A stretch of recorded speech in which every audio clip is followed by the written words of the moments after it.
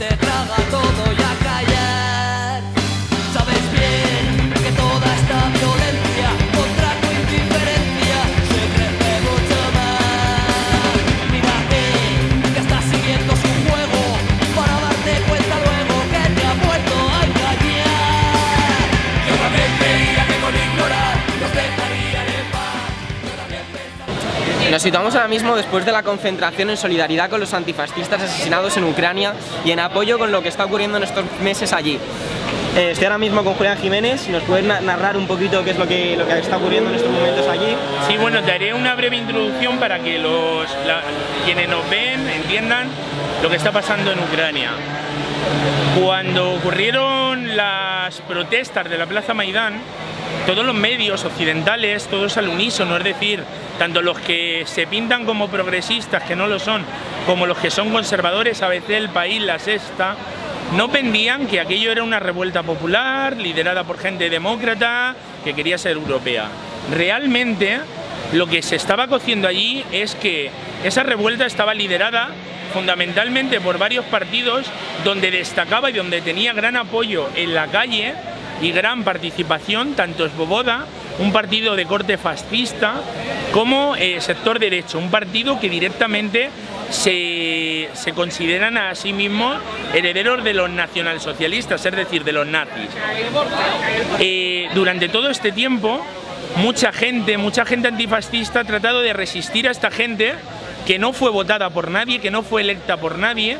La misma Timoshenko ayer salió diciendo que si ella no gana las elecciones volverá a haber una nueva revolución Maidán, es decir, esta gente quiere tener el poder sí o sí, les importa la democracia, las urnas y todo, se mean en ellas, y esa resistencia antifascista, fundamentalmente en el sur y en el este del país, está siendo contestada por parte de la Junta de Kiev, del gobierno ilegítimo de Kiev, con excesiva violencia y contundencia.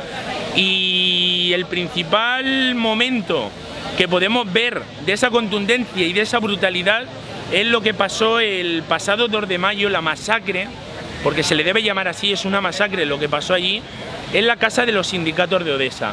Lo que allí sucedió es una cosa que debería llenar las portadas de medio mundo o del mundo entero, pero que sin embargo los medios de comunicación occidentales han ido desdibujando, endulzando, incluso algunos se han atrevido a decir poco menos que los que fueron allí masacrados se autoinmolaron. Lo que allí pasó es que gente afín al gobierno, a la Junta de Kiev, liderados principalmente por sector derecho, es decir, por los más nazis de la protesta, rodearon la casa de los sindicatos, prendieron fuego a la casa de los sindicatos, habiendo mujeres, habiendo niños, habiendo ancianos, que se vieron indefensos y que muchos de ellos incluso que tenían la posibilidad de salir y de escapar de esa muerte segura, llegaron a ser rematados de tiros en la cabeza cuando trataban de escapar. Todo esto se nos ha ocultado por parte de los medios occidentales. Inicialmente pensábamos que eran 40 personas las que habían muerto allí, las que habían sido asesinadas, pero las últimas informaciones nos hablan de que podrían ascender a más de 100 muertos. Muertos que estaban en el subsuelo del edificio y que fueron ocultados por personas que estuvieron allí, se infiltraron dentro de la casa de los sindicatos, eran gente afín al sector derecho y convirtieron la casa de los sindicatos en una ratonera de la que mucha gente no podía salir.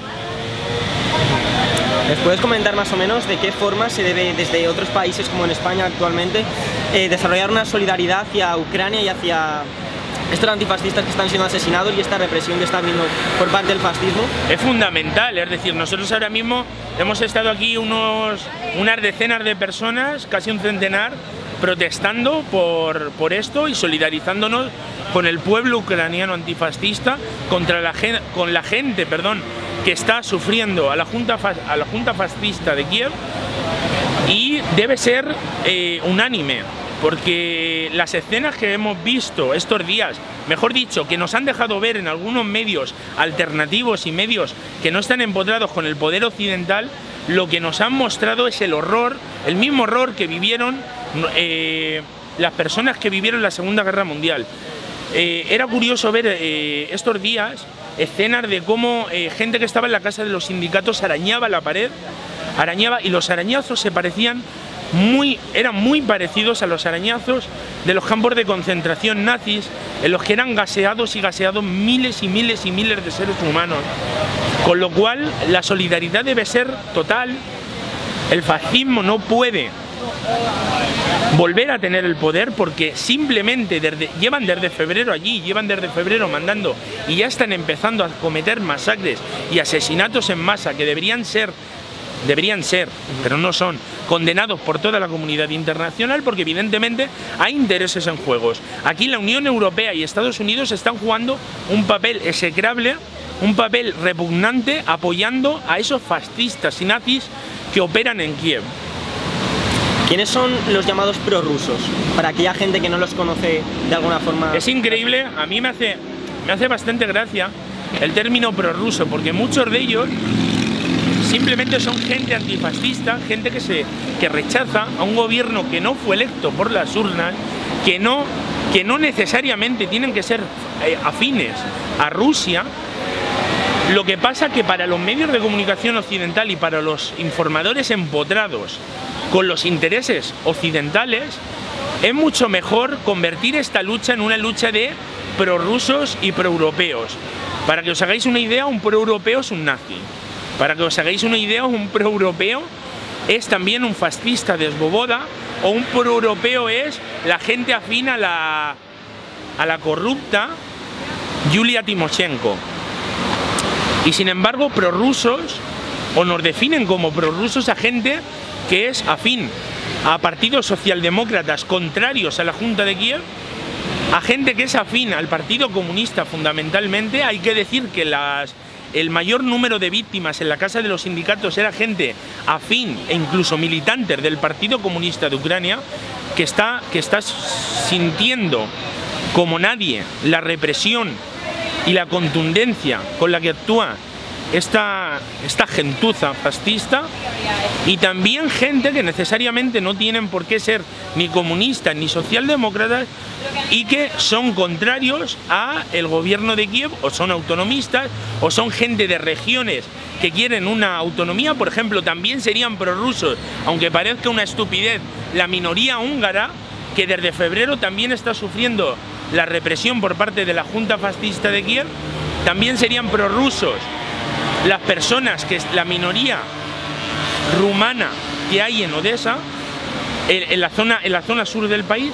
También serían prorrusos, por así decirlo, los judíos, que están emigrando en masa. Están emigrando en masa por el peligro para sus vidas y para sus familias, por el tema del poder y de la fuerza que está adquiriendo sector derecho, que son abiertamente nazis y son abiertamente antisemitas, y hablan de cuando tomaron el poder, cuando se tomó el poder en Kiev, ellos sacaron un comunicado hablando de que ellos tenían tres enemigos fundamentales: los rusos, a los que tenían que masacrar; los judíos, a los que tenían que masacrar también; y las ratas comunistas. ¿Por qué crees, o con qué intereses crees que Rusia y que Putin está apoyando de alguna forma al antifascismo en Ucrania? En cierto modo es una posición estratégica de Rusia como potencia imperialista. El problema que se nos plantea en este caso es que el único apoyo que le puede llegar a los antifascistas, y es lo que hace a veces que haya gente que está en contra de Putin y está en contra de las políticas de Putin, porque no deja de ser una potencia imperialista, es el único país que puede prestar apoyo. Es más, yo me atrevería a decir que si no pudiesen tener los antifascistas ucranianos el apoyo de Putin, hubieran sido ya masacrados y hubieran sido ya machacados. Lo único que cohíbe a la gente que detenta el poder en Kiev es el hecho de una posible ayuda rusa, incluso una posible intervención por parte de Rusia.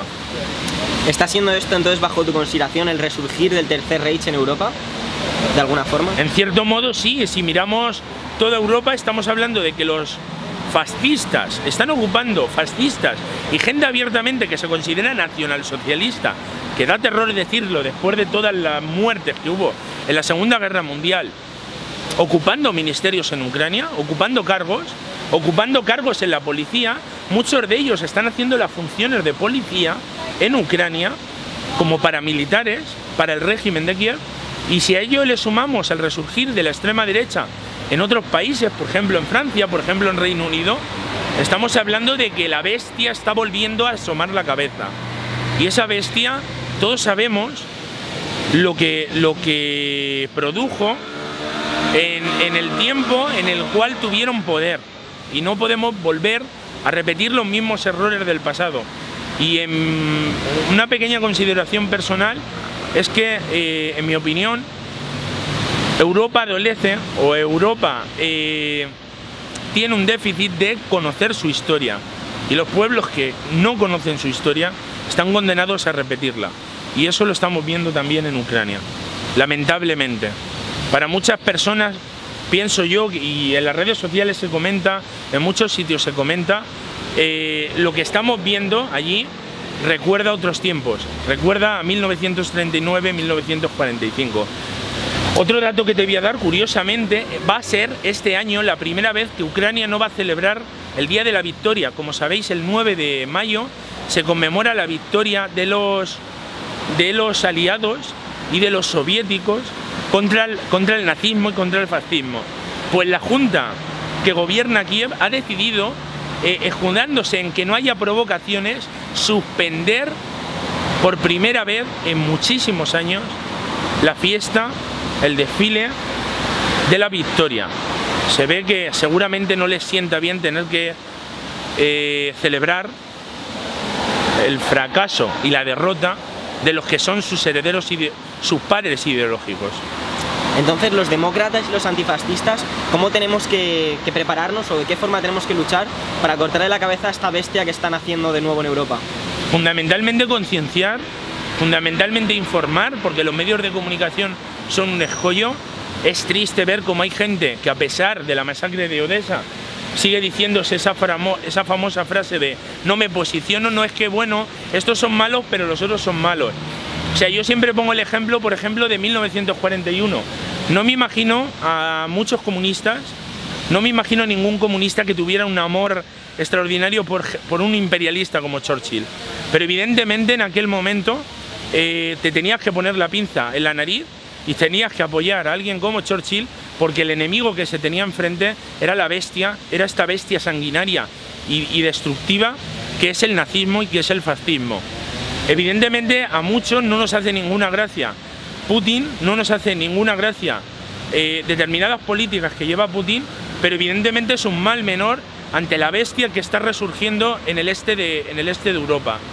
Y evidentemente la postura debe ser firme, debe ser rotunda y debe ser un no pasarán los fascistas, como hicieron nuestros abuelos y como hicieron nuestros antepasados cuando lucharon en España y en Europa contra esta gentuza.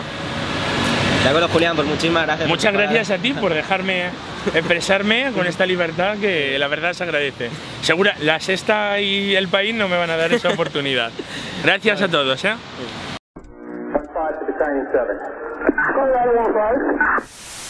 Gas te va.